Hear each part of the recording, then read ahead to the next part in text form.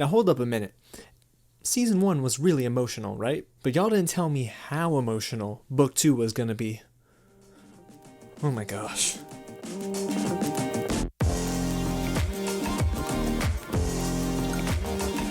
What's going on, you guys? James here with another real review, and today I'm talking all about Avatar: The Last Airbender Book 2. Yes, there are spoilers ahead for Book 2. Now, I haven't started Book 3 yet, but you can expect a review for that one as well. Now, before we get started, if it's your first time here and you love movies and TV, well, I talk all about them. I review them early, and I react to a ton of awesome news. So if you guys like everything you're hearing and seeing, go ahead and hit the big red button below and subscribe to the channel, and don't forget to hit the like button because that does a ton to help me out, and I'm really grateful for all of your support. We're almost at 1,300 subscribers. You guys are amazing. And of course, go ahead and get loud in the comments below and let me know what your favorite moment was in Book 2. Now see, I had a lot of really wow moments, right? And just like I did in Book 1, you know, I figure might as well do the same for the Book 2 review. It's time for a montage. Man, Princess Azula is mean, and she can summon lightning. What the heck? Man, I wonder if Aang is still crushing on Katara. Oh, Aang is still crushing on Katara. Foaming Mouth Guy is back? Okay. Siri, how can I adopt an Appa? I found this on the web. No, not opera. Oh, whatever. The Boulder takes issue with haters. That's not exactly what he said, but he was great. I just want to adopt every single animal in this season. Oh my gosh. Sokka, you are tripping on that cactus juice. Oh, someone needs to get him some help. What is you saying? Cabbage Guy is back, and no, his wagon did not survive another season. Oh boy. Man, I love Uncle Ibro in this episode. Tales from Ba Sing Se. It's great. Wait a second. Why are you... No. Don't cry. Why are you singing Leaves from the Vine? Wait a second. Leaves from the Vine. Why am I singing this song? Oh my god, in honor of Mako. Oh my god. Guys, that was so much fun, but honestly, all of that and more was to be found in this season. So let's go ahead and just get started with some of my favorite episodes, and then we'll get into what I love and one thing I didn't like too much about Book 2. So I will tell you, I know I picked one episode in particular that I loved in Book 1, but in Book 2, there are 3 that I have to tell you that they're just the best. There's Zuko Alone, it's directed by MacMullan, then The Chase, directed by Giancarlo Volpe, and Journey to Ba Sing Se Part 2. Part 1 is good, but Part 2 is excellent, and all 3 of those episodes basically left me speechless, if that makes sense. I basically was beside myself, and I had to stop, put it down, and go eat a snack, because let me tell you guys, there was something about this season that just pulled on my emotional heartstrings, and maybe Leaves from the Vine is probably one of the biggest reasons why. So let's get into what made this season so much better than Book 1. And I think that's probably where we'll start.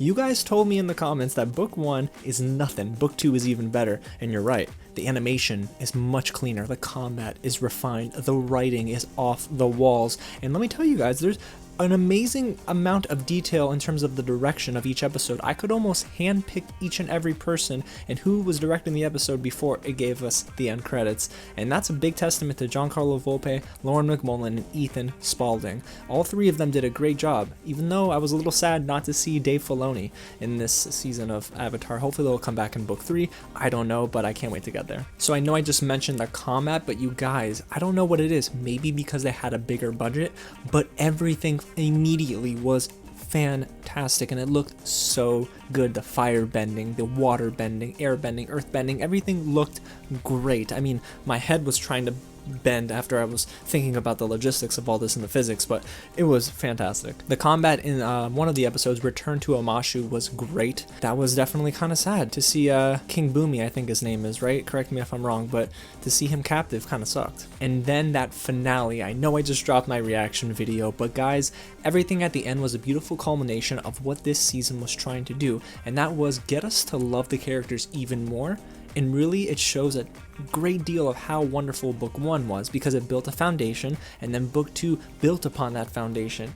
And I'm gonna be honest, I didn't know that Toph was gonna be such an integral part of this book. I figured she gets introduced, whatever, and then she's the one teaching Aang how to earthbend, because of course Aang needs to earthbend in this season in order to try to complete everything and will become the most powerful version of himself. Yeah, it was so beautiful to see Toph kind of just interacting with the entire core cast. But what I do want to kind of focus in on is the character development, because even before I started this season, I was being told that there's going to be a great deal of emphasis on certain characters, and the one that stands out to me immediately is Prince Zuko. One of the episodes, like I just said, Zuko alone is one of the best episodes of TV I've ever seen. And I'm not just saying animation, I'm saying TV, because of the pacing and how much of a character it kind of developed in Zuko. He wasn't just Prince Zuko anymore, he was almost totally different. He's humbled, he's going through some life experiences that's going to shape him, and we thought it was going to shape him at the end until he joined up with Azula. What a sellout. But this episode is just unreal. And I'm not going to lie to you guys, I think that I have a greater appreciation for the writing and the development of each of these characters because I'm an adult. If I saw this series as a kid, I think I would have loved it just as much, but I think I love it a little bit more because I can appreciate the writing. I mean, even everything to do with the direction. This season is amazing. And I know I said this in my book 1 review, but I think the theme here really was family for a good part of the season. And I mean, Aang even says it in one episode. He says, got the family back together. And I think that hits a little different when you're an adult too, because this isn't the family he was born into. This is the family he got to choose. So it really just is such a huge testament to how the adult writing can not only be digested by kids, but be appreciated by someone who is so much more mature. And I mean, in my 20s, I'm about to cry over some of these things, so come on. But not only does it deal with the theme of family, but it also deals with trust. You know, we're talking about Toph a little while ago, but Toph is definitely one of those characters who knows her worth, has always felt kind of restricted by rules and boundaries that her parents set. And I get it, she comes from royalty, so maybe she has a bit more privilege, but she doesn't want to be bound up in that. But the thing is, our core 3, Sokka, Katara, and Aang, have to trust Toph, and Toph has to trust them as well. So you go through a great deal of the season kind of seeing how they feel out for one another, and it's pretty good. And this theme of trust is also very present when they're in Ba Sing Se, dealing with the Earth King, and not only that, Azula, Zuko, and Iroh. All 3 of them deserve probably a video of their own, but Azula being, of course, the sister of Zuko, it's not uncommon for them to have some sort of tie, but you learn a lot about their past, and as children, Zuko and Azula never really got along too well, and I never thought they would until we saw the season finale, and we of course understand what happened there. The thing is, Iroh has been teaching Zuko how to be humble, and just when you think Zuko's gonna turn good, he definitely doesn't, and Iroh's disappointed, but you can tell there's this shift, right? Uncle Iroh is now really siding with Aang and the gang, but Azula and Zuko are kind of on their own. And one more thing before we leave the character development, yes, I love that Katara and Aang are developing a greater relationship. I joked about it earlier, but it is beautiful to see that there might be something there, and I'm still shipping them, guys, because I want this to happen. But at the same time, Aang's got to let Katara go. So it's that push, pull, give, and then take relationship. It is so beautiful to see how the writers are crafting this. But honestly, it was Aang and Appa that changed the, I want to say, vibe of this season. Whenever Appa got stolen in the desert, Aang got furious. He changed in terms of being someone who was always level-headed, and now he's definitely not. However, he redeems himself a little bit at the end when he meets the guru. The way they're writing Aang is just, it's so beautiful. In the first season, we're introduced to him, and yes, he's kind of carefree, but in this season, he's a little bit more controlled and even violent. So it's beautiful. But then the season does a great job at bringing characters in from previous episodes. I'm not talking about Cabbage Man, we already joked about him enough. I'm talking about Jet and the Freedom Fighters. Now, at first, I didn't really recognize Jet until it clicked in my head, and I'm like, oh wait a second, that is Jet from the forest. And his redemption arc is amazing. I don't think that they survived at the end, or if they did, they're in prison in the Earth Kingdom, but I'm hoping that they don't kind of come back, if that makes sense, because it's almost as if their sacrifice would have been in vain if the series brings them back. Would I cheer him on? Yeah, of course. But this is really cool because Jet sacrificed himself and was selfless, probably for the first time in a while, to help his friends and fight for the greater good. So it was really beautiful to see it, and I've been saying beautiful quite a bit, but that's a really great adjective for this season. I definitely think that there are a couple characters that didn't take a back seat, but they didn't get as much development here, like Katara. Sokka, sort of, but both of them almost had to take a step back in order for Toph and Azula to take multiple steps forward. So I'm really hoping that there's a great blossom and a good deal of development with each of those characters in book 3. I'm sure there's going to be. But let's go ahead and move on to some of the most heartbreaking scenes I've ever seen in television. And we're all talking about it, right? Tales from Ba Sing Se is an episode At first, that started off as something so unique because I understood immediately, oh, this is like an anthology episode where each tale is so different. It's just them spending time in the city. You have Toph and Katara, Sokka, you have Aang, of course, Momo, which is great because there was no dialogue there as Momo's searching for Appa. And it's like I understood everything that Momo and Appa were going through. It's beautiful. The thing is, the episode that strikes the most was Uncle Iroh's episode. I was very curious about his backstory before this episode, and now even more so. I want to know more about his life before becoming a Fire Nation general. I want to know about his family, his wife, his kid, but maybe the mystery is exactly what makes him such a great character. Him crying at the tree, lighting, a candle, I guess, in memoriam for his son. I wasn't ready for it. And I had a friend tell me, Dave, Dorky Diggity Dave, if you're watching, brother, love you, but he told me, hey, this is going to be an episode where you're probably going to cry. And yeah, I was there, guys, okay?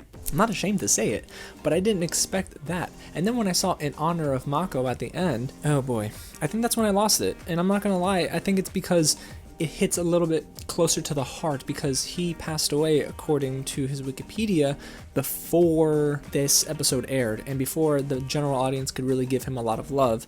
I think they were giving him love before this, but this episode and this part of the episode is excellent. Now, the overall episode is not the greatest, but I think it's this part that really struck a chord with me, and it really does tie back into the theme of family that is so present in this season. But let's not get sad all over again and hop right into the humor. Oh man, the humor in this season was unreal. I was laughing more than I was in book 1, and I think my favorite episode, or I should say the funniest episode, is the Secret Love Tunnel, or Secret Love Cave. Oh, that's what it is, Secret Love Cave, and oh my goodness, those hippies were pretty great, and I think it was written wonderfully. Also, I do love that they're teasing Aang and Katara getting into a relationship when the lights, of course, are dimming and, love is what will show them the path through the cave. That's a great touch, and I really hope they build on this in Season 3.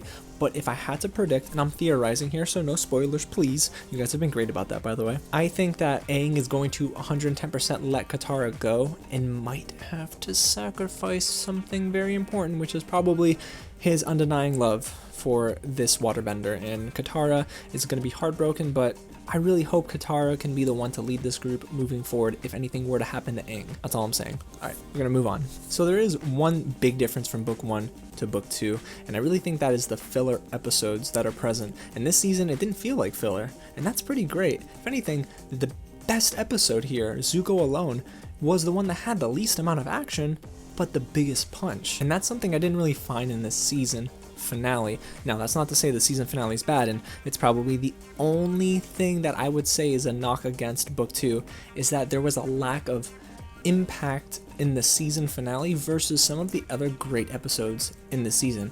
Not to say I didn't enjoy season 2's finale, but when it ended, I almost felt like, okay, I do want more, but I feel like I was impacted greater by Zuko alone.